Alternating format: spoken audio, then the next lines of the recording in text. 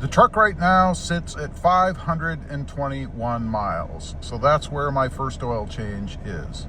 Welcome back to the channel. Do me a favor, if you haven't yet, go ahead and smash that subscribe button. Today, I'm going to be doing the first oil change on my new 2026 Toyota Tacoma. So we're going to go ahead and jump right in. I got a couple of ramps.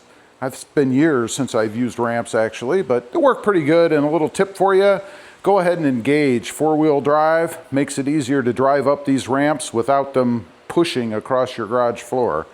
Now, what I'm using is an extended performance.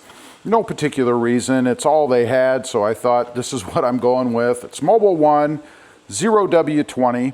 I have the stock filter, and there is the number on it. Teeny tiny little thing, really. You'd be surprised, maybe not, at how tiny this thing is. Look at this. Anyway, that's what we're going to use. And of course, I'm going to install the Fumato or Fumato drain valve on here. This will just make future oil changes very, very simple. So what I'm going to do first, I'm going to go ahead and pull this cheapo shield off. And there will be a video, I believe, immediately following this one, where I'm going to install the Miller Cat front shield on the truck. This is a skid plate, but that's a separate video. So I'm going to go ahead and remove the existing gravel guard. Toyota calls this. It's not a skid plate. And the reason I'm doing this is to gain access to the filter up under here. All it takes is a 12 millimeter socket. Go ahead and run those screws out, pull this little guard off.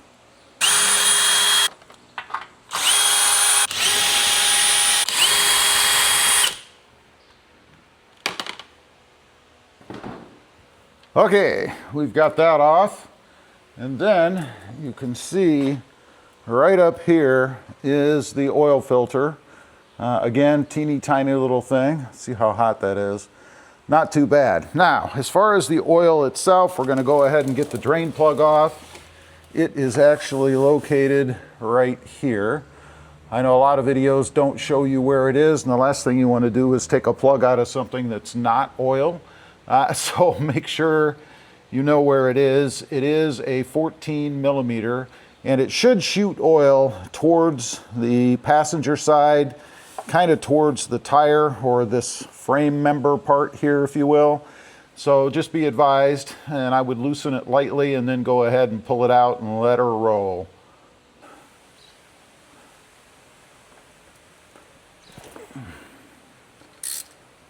Okay, we got her loose. Should start dripping out of there any second. And it is. It's not too hot, so that's good. There we go, and check that out. Got it right in the right spot, right?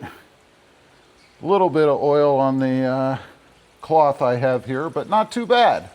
So now I'm gonna let that just drain for probably at least 10 minutes or so, something like that, just to make sure we get as much as we can. And meanwhile, I'll probably go ahead and take off the, well, I will go ahead and take off the oil filter as soon as this stops dripping enough that I can put something smaller underneath to absorb or catch the oil, I guess. But anyway, let's let that go, and then we'll move on. A little tip for you to kind of release the vacuum in there, if you will. Go ahead and take off the cap. Set that where you won't forget it. And pull up the dipstick just to release any vacuum that might be in there so that the oil flows out underneath a little bit better.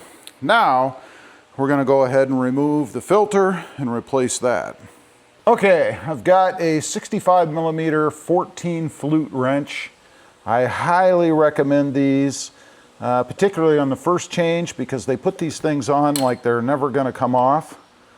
So you want something that's pretty damn strong, I think. Let's try this one, see what happens. Oh yeah. And it is tight, but let me tell you.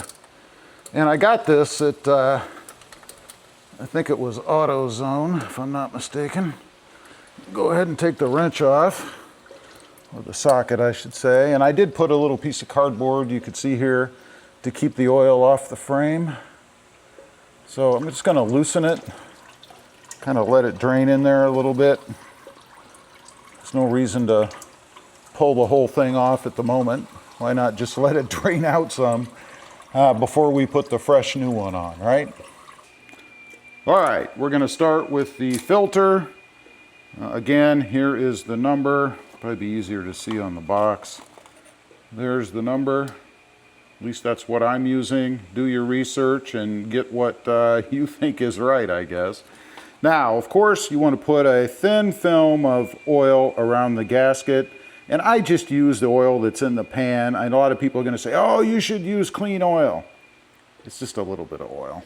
So I'm going to dip my finger in there.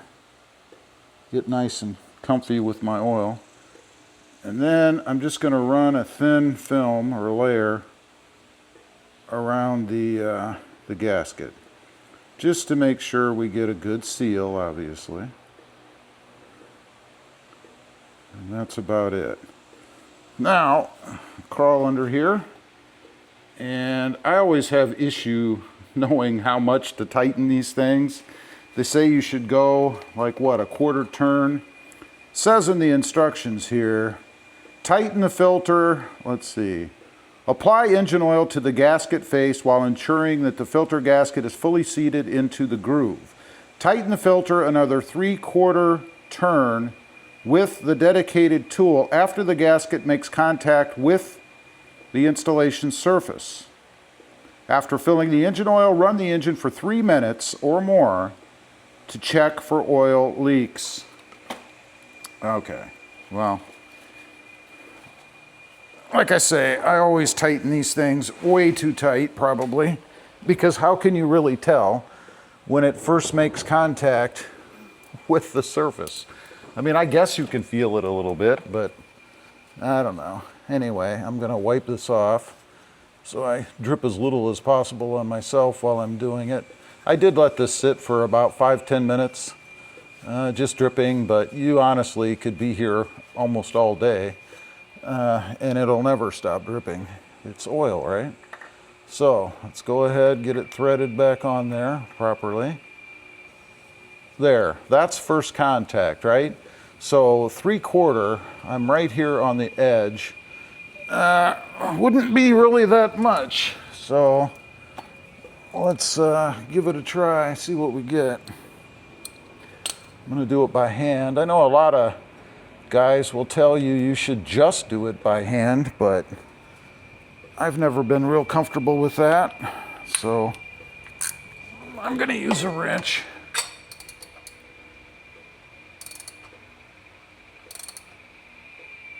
And I'd say that right there is about 3/4.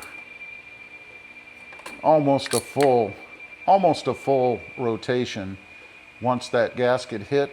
But that's where I'm gonna leave it. That's where I'm gonna stop. Now, make sure I get any oil that might have kept dripping off of there, because I'm gonna wanna check it to make sure that it's not still dripping, obviously. And this is what it looks like. You guys can see it up in there. There's no oil here. So hopefully I've got it the way it's supposed to be. All right, we've got the Fumato, I never know how to pronounce this, valve. I did put a cap that's supplied over the end. This would be the drain side. We have the washer on here as well. It came with it. And then I put the little protector. It's not really necessary in my opinion, and I may remove it, but it's to stop the little pitcock here, the lever, from pulling up and then pulling down. I don't know how it would even happen, to be honest, but it came with it, so it's on there for now. Hand tighten it on there. I'm going to finagle it just a little bit more, and then we'll be done with this part. It does come with a hose that you put on the edge so that next time I can put the hose on and direct the oil wherever I want it to go. Should be pretty handy.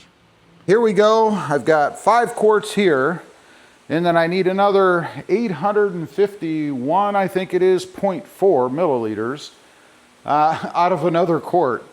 And yes, I calculated it. So here we go. We're going to dump this in using my homemade holder here. This is that point where you start to think, gee, did I put the plug back in? Did I put the filter on? Did I do everything I'm supposed to do? You hope so, right? All right, time to start it up, back it off the ramps, zoom it a few times, and then recheck the oil. And check for leaks underneath too. Let's do a check. There's the oil filter. No leaks up there. That's good. Let's check the fumato valve. There you go. No leaks over there either. All right, last check. And of course Toyota's horrid dipstick, which you can hardly read. I need to sand mine or scratch it up a little. Looks to me like it is dead on. Wow. Next oil change for me is going to be at around 5,000 miles or 1 year. That's going to be my schedule. And actually, I'm looking forward to using that drain valve, the Fumato drain valve. Should make it so much easier.